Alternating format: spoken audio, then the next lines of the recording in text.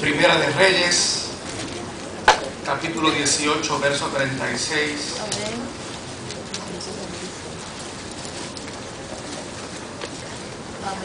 Hasta el verso 39. Vamos en el Antiguo Testamento.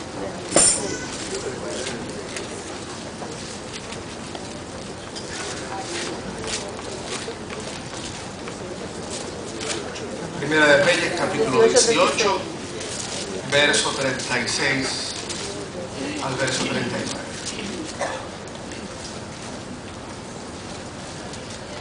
Cuando llegó la hora de ofrecer el holocausto, se acercó el profeta Elías y dijo: Jehová Dios de Abraham, de Isaac y de Israel, sea hoy manifiesto que tú eres Dios en Israel y que yo soy tu siervo y que por mandato tuyo he hecho todas estas cosas. Respóndeme, Jehová, respóndeme, para que conozca este pueblo que tú, oh Jehová, eres el Dios y que tú vuelves a ti el corazón de ellos. Entonces cayó fuego de Jehová y consumió el holocausto, la leña, las piedras y el polvo, y aún lamió el agua que estaba en la zanja. Viéndolo, todo el pueblo se postraron y dijeron: Jehová es el Dios, Jehová es el Dios. Puede tomar asiento. Gloria a Dios. Yo quisiera compartir con usted en esta mañana 3 elementos de lo que puede hacer que el hombre y la mujer pueden colocarse en una postura para recibir, para vivir en un avivamiento, para poder vivir en una experiencia de vida de pasión para con el Señor. Muchas personas oyen la palabra pasión y automáticamente creen que es una postura emocional no racional. O pueden creer que cuando nosotros hemos tocado el tema de la pasión, puede ser una interpretación muy particular de la fe. Es decir, esa es la interpretación suya, pastor, de cómo uno debe de vivir para Dios. Otros pueden decir que quizás eso es una postura muy única o muy característica de algún grupo determinado de el componente religioso en Puerto Rico. Eso corresponde posiblemente a X o Y grupo. Sin embargo, si usted se da cuenta a través de las Escrituras, ese proceso de apasionamiento por Dios va a estar siendo reforzado en diferentes etapas de la historia del pueblo de Israel y precisamente de la vida cristiana. Y si usted revisa los anales de la historia de la iglesia, va a encontrar que los procesos de avivamiento, los procesos de un apasionamiento, la vida de la iglesia por Jesucristo, cuando se han manifestado, es cuando más efectividad la iglesia ha tenido sobre la faz de la tierra. Es cuando ha habido unos cambios poderosos, cambios trascendentales, no solamente en la vida de la iglesia, sino en la vida de la misma humanidad. Y a mí me llama la atención, y es una interpretación muy particular que a mí me gusta hacer, cómo es que durante los otros 18 siglos de historia, o 19 siglos de historia, la iglesia, o mejor dicho, la humanidad no había avanzado lo que avanzó en el siglo XX. Y cuando uno hace unas comparaciones y uno comienza a ver detalladamente la historia, uno tiene que necesariamente entender que en ese proceso particular de la historia de la humanidad, allí hubo un avivamiento extraordinario. Y me hace pensar a mí, si ese avivamiento no solamente cambió el curso de la iglesia, no solamente cambió el curso de los cristianos, de cómo inclusive la cristiandad alcanzó unas dimensiones extraordinarias a nivel mundial, ¿por qué no pensar y llegar a la conclusión de que ese avivamiento también tocó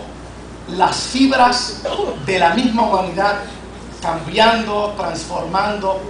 dándose unos eventos extraordinarios que nos han llevado hasta donde estamos hoy nosotros en día? Y por otro lado, si estamos comenzando un nuevo siglo, algunos sociólogos e historiadores dicen que siempre al comienzo de un siglo ocurren eventos extraordinarios.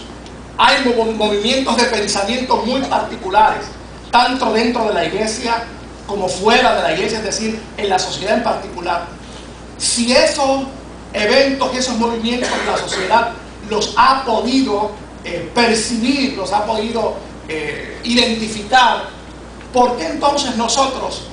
ya teniendo la capacidad para analizar la historia, ver la historia, no nos embarcamos en la empresa de que ocurra, provocar, de que ocurre un avivamiento, no solamente en la iglesia, sino en primer lugar en nuestra vida, en segundo lugar la iglesia, y por ende tocará las mismas fibras de nuestra sociedad? Hay gente que entiende que los avivamientos son productos de un movimiento total, soberano, absoluto, del Dios de la vida, que los ha tenido en su bitácora, reservados para que en el momento X o Y, ahí ocurra ese evento, y entonces los seres humanos sean beneficiarios de ese mover de Dios, de esa única experiencia que los hombres y las mujeres identifican como un avivamiento para sus vidas. Sin embargo, cuando nosotros escuchamos, revisamos la lectura de las Escrituras, nos damos cuenta que ciertamente la Escritura dice que quien da a los hombres la capacidad del bien, la capacidad de hacer las cosas extraordinarias es Dios, pero nos damos cuenta que también hay una postura que los hombres y las mujeres que tienen y que desean esa relación con Dios pueden asumir. Y me llamó interesantemente la atención esta historia bíblica, posiblemente que usted ha escuchado anteriormente, historia sobre el profeta Elías,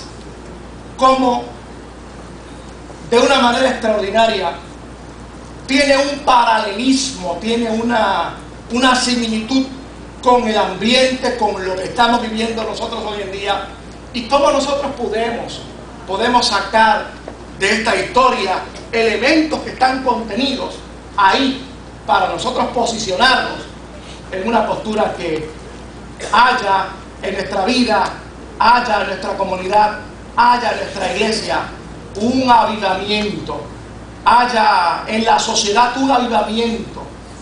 Y yo creo que cuando nosotros utilizamos las enseñanzas que están contenidas en este pasaje bíblico, puede que usted y yo salgamos de este lugar en esta mañana decididos a ponernos en la postura para que en tu vida, en mi vida, en la vida de los tuyos, de tu casa, en la vida de tu vecindario, en la vida de tu comunidad, haya un avivamiento. El contexto histórico de esta porción que acabamos de leer, de este evento, era un contexto difícil, no era fácil.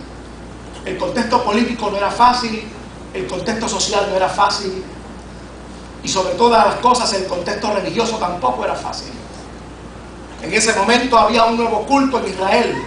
el culto a los Baales. Además que posiblemente había la introducción dentro de esa sociedad, no solamente de ese culto en particular, que era el culto oficial en cierta medida por el momento político que vivían, sino que había la oportunidad para que hubieran otras expresiones religiosas contrarias a lo que este pueblo, Dios le había hablado, Dios le había revelado de lo que era la maravillosa experiencia de vivir en una teocracia, de vivir que Dios fuera el mismo el que los gobernara